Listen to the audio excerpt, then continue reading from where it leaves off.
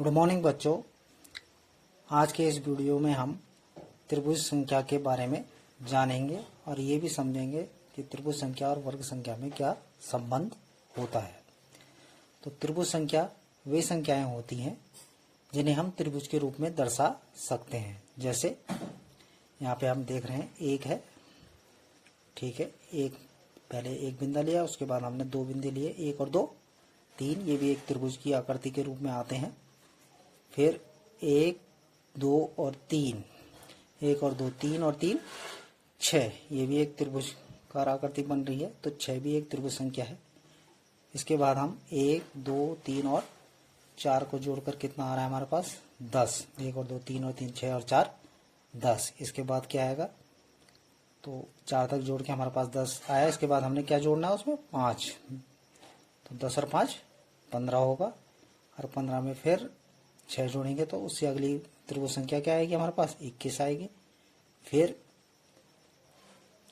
21 में क्या जोड़ना है हमने 7 जोड़ना है, तो 21 और 7 28, 28 भी एक त्रिभुज संख्या होगी। तो यहाँ पे हम ब्लॉक के माध्यम से कर देखेंगे। तो पहले हम एक है एक त्रिभुज संख्या, इसके बाद हम दूसरी संख्या एक में 2 जोड़ा, 3 एक त्रिभुज संख्या है।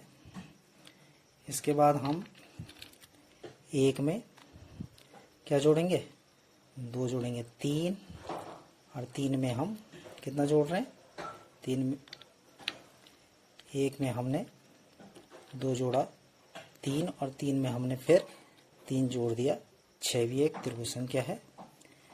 इसके बाद उससे अगली त्रिभुज संख्या क्या है हमारे पास 1 और 2 3 और 3 6 और 4 10, ये भी एक क्या है त्रिभुज संख्या है।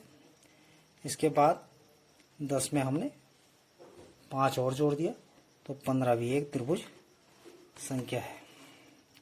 ये तो हम समझे कि त्रिभुज संख्या क्या होती है। अब हम ये समझेंगे कि त्रिभुज संख्या और वर्ग संख्या में क्या संबंध होता है। तो यहाँ पर हम देख रहे हैं दो क्रमागत त्रिभुज संख्याओं को अगर हम जोड़ दें तो हमें एक वर्ग संख्या प्राप्त होती है। दो क्रमागत एक के बाद एक आने वाली संख्याओं को, जैसे हमारे पास ये 1 और 3 दो त्रिभुज संख्याएं हैं। यदि हम आपस में इसको जोड़ दें तो हम देखेंगे क्या ये वर्ग बन रहा है, तो हाँ ये एक वर्ग बन रहा है।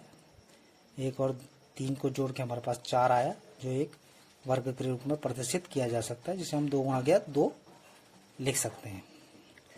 इसके बाद हम ये देखते हैं क्या, अब हम दो क्रमागत 3 के बाद क्या आता है 6, क्या इसको जोड़कर भी एक वर्ग बन रहा है। तो हम देख रहे हैं अगर हम इसको भी यहाँ पे जोड़ दें हम,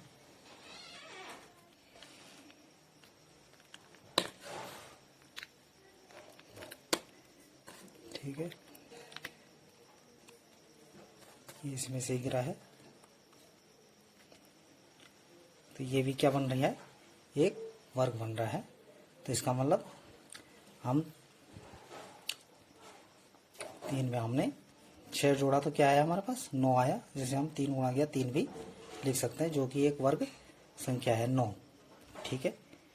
इसके बाद हम अन्य संख्या ले लेते हैं, एक और संख्या ले लेते हैं, हम एक ले लेते हैं 10, ठीक है, 10 एक वर्ग संख्या ले ली हमने, और एक उसके बाद वाली वर्ग संख्या कितनी ले ली हमने, त्रिभुज संख्या, सॉरी, एक 10 ले ली हमने त्रिभुज संख्या, और एक उसके बाद वाली त्रिभुज संख्या हमने क्या ले ली है 15।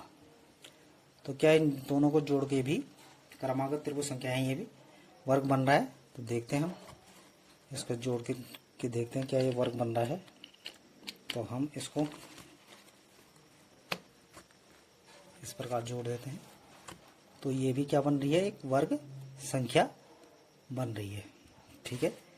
10 और 15 को जोड़कर हमारे पास कितना आ रहा है यहाँ पे 25, 5 पंजे 25, प्रत्येक भुजा इसकी 5 है, तो 25 भी एक क्या होती है वर्ग संख्या होती है, 5 पंजे 25। वर्ग संख्या के विषय में मैंने पहले भी वीडियो बनाया है, तो आप वहाँ भी देख सकते हैं वर्ग संख्या को। धन्यवाद।